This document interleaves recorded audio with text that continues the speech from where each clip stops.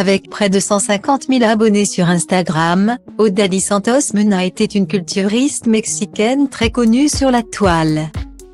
Toutefois, cette dernière s'est éteinte à seulement 23 ans des suites d'une opération visant à réduire la transpiration de ses aisselles.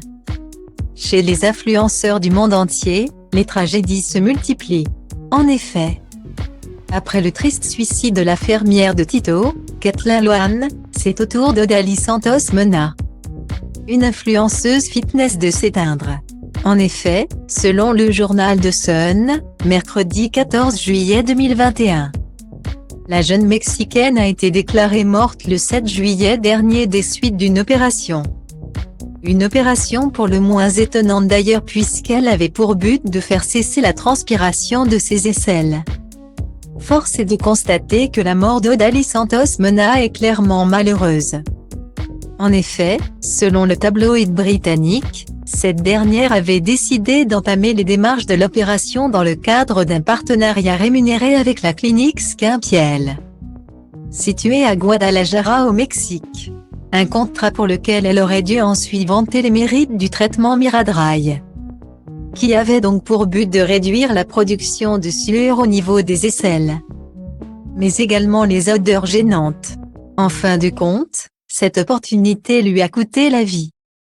Avant le début de l'opération, alors qu'Odalys Santos Mena commençait à être sous anesthésie, cette dernière a mal réagi aux produits anesthésiants et a fait un arrêt cardiaque.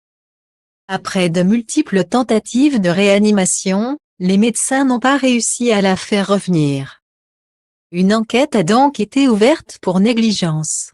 Mais alors que les médias rapportent que l'opération a été réalisée par des non-professionnels, certaines pistes tendent à faire penser que la jeune influenceuse fitness a également fait preuve de négligence.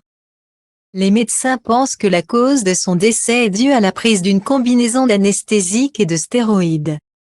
En effet, pour les membres de la clinique Skimpiel, la mort de la jeune femme peut être expliquée par le mélange des produits anesthésiants et des stéroïdes présents dans son organisme.